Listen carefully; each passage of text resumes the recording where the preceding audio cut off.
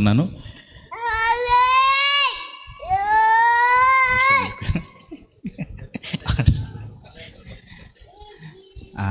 నేను నిజంగా ఎల్లప్పుడూ సంతోషించే ఒక విషయం ఏంటంటే, నేను సంఘంలో కూడా వాక్యం చెప్పేటప్పుడు ఒక విషయాన్ని బోధిస్తాను. ఎల్లప్పుడూ నేను ఆ విషయంలో దేవుని కృతజ్ఞత చెల్లిస్తాను. ఏంటంటే, నేను ఎప్పుడు చాలా సంతోషించే ఒక విషయం ఏంటంటే, దేవుడు మమ్మల్ని ఒక మంచి దైవ సేవకుల కుటుంబంలో దేవుడు మమ్మల్ని పెట్టాడు. ఇటు రెండు వైపులా నేను చెప్పే ఒక మాట ఏంటంటే, సంఘంలో కుటుంబంలో ప్రార్థించేవారు ఒకరైనా ఉంటారు, లేకపోతే ఎవరు ఉండరు. కానీ మా కుటుంబంలో ప్రార్థించడానికి ముగ్గురిని దేవుడు ఉంచారు. మొదటిగా దైవజనులు ఇజ్రాయెల్ తాతయ్య, అలాగే నాయనమ్మ. చిన్న బాధ ఏంటంటే, మేము సేవ చేయటం వారు చూడలేదు. కానీ నేను నమ్మేది ఏంటంటే, వారు పరలోకం నుంచి చూస్తున్నారు. అందుని బట్టి స్తుతిస్తున్నాను. తర్వాత రెడ్డి తాతయ్య, మరి వారు ఉన్నారు, వారు చూశారు, సంతోషించారు.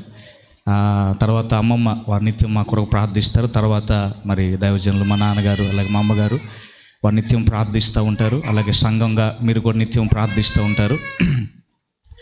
సో దేవుడు పెట్టినటువంటి ఒక మంచి దైవికమైన కుటుంబాన్ని బట్టి నేను ఎప్పుడు కూడా స్తుతిస్తూ ఉంటాను ప్రభువుని. దేవా, ఇంత మంచి కుటుంబంలో పెట్టావని.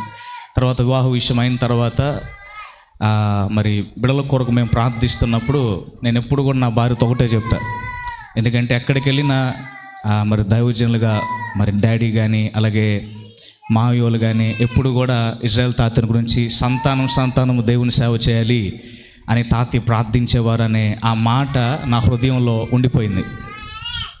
నేను ఎప్పుడు మాట్లాడుతున్న పిల్లల కొరకు ప్రార్థన చేస్తున్నప్పుడు నేను అదే మాట చెప్పేవాడిని, అమ్మా నాకు అబ్బాయి కావాలి. ఎందుకంటే తాతయ్య ఇలా ప్రార్థన చేసేవాడు కాబట్టి నాకు కూడా అదే ఆశ, మా పిల్లలు దేవుని సేవ చేయాలి కనుక ఇదే నా ఆశ.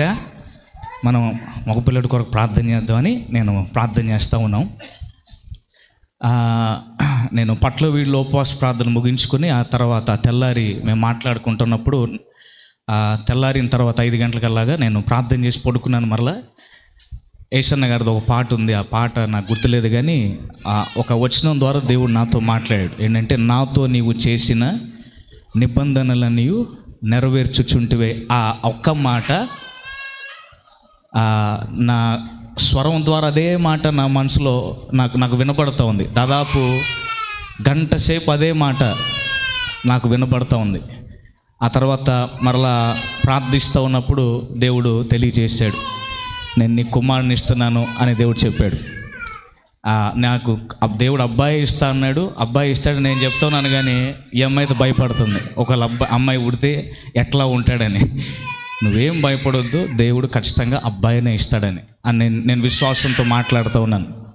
ఆ తర్వాత మరలా జనవరి మాసంలో, అంటే 2024 జనవరి మాసంలో మరి సత్తెనపల్లి మా మావయ్య గారు, ఆండ్రూస్ మావయ్య గారి యొక్క సంఘంలో జరిగేటువంటి మరి ఆ కూటాల్లో మేము పాలు పొందినప్పుడు మరి దైవజనులు, ప్రవక్త అయినటువంటి దైవజనులు టిజో మాథ్యూస్ గారు ఆ రాత్రి వెళ్ళటం ఫస్ట్ నా పేరే, ఇజ్రాయెల్ ఎవరు అని చెప్పని మరి వారు ప్రోత్సాహాత్మకంగా మాట్లాడుతూ, దేవుడు నీకు వాగ్దాన సంతానాన్ని దేవుడు ఇవ్వబోతున్నాడు అని దేవుడు చెప్పాడు. ఆ తర్వాత మరలా మేము కృతజ్ఞత ప్రార్థన పెట్టుకొని మరి దైవజనురాలని రత్తగారి ఇంటికి పంపిస్తూ ఉన్న సమయంలో మరలా మా బావగారు, సోలో బావగారు, మరి వారు కూడా హైదరాబాద్లో పరిచయం చేస్తున్నారు. వారు కూడా దేవుడు నాకు చూపించాడు, మరి దేవుడు మీకు అబ్బాయిని ఇవ్వబోతుందని చెప్పి వారు కూడా చెప్పారు. సో ఇన్ని రకాలుగా దేవుడు మాకు ఏమంటారు దాన్ని, ఒక నిశ్చయితనిస్తూ దేవుడు కుమారుని ఇచ్చినందు కొరకే ప్రభుకి మహిమ కలుగును గాక.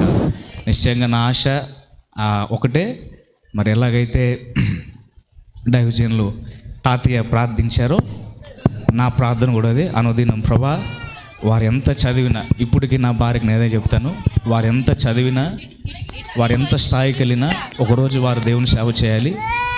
తాతయ్య చేసిన ప్రార్థనే నేను చేస్తున్నాను, అదే నా ఆశ అని చెప్తున్నాను. అలాగున్న నిశ్చయంగా వాక్యంలో సెలవించినట్లు మన దేవుడు తరాలకు దేవుడై ఉన్నాడు. 1000 తరముల వరకు నిబంధన స్థిరపరచువాడు కనుక మరి నిజంగా నేను నమ్ముతున్నాను. మరి తాతయ్య ప్రార్థన, మరి దేవుడు తాతయ్య ఎలాగైతే ప్రార్థించారో ఆ ప్రార్థన ఫలాన్ని నిశ్చయముగా మా జీవితాల్లో మేము తప్పనిసరిగా అది చూస్తాం. అది నేను నమ్ముతున్నాను. మరి దేవుడు ఈరోజు మాకు ఇచ్చినటువంటి కుమారుని కొరకే యేసుకే మహిమ కలుగును గాక. ఆమేన్. సాక్ష్యం ప్రభు దీవించును గాక.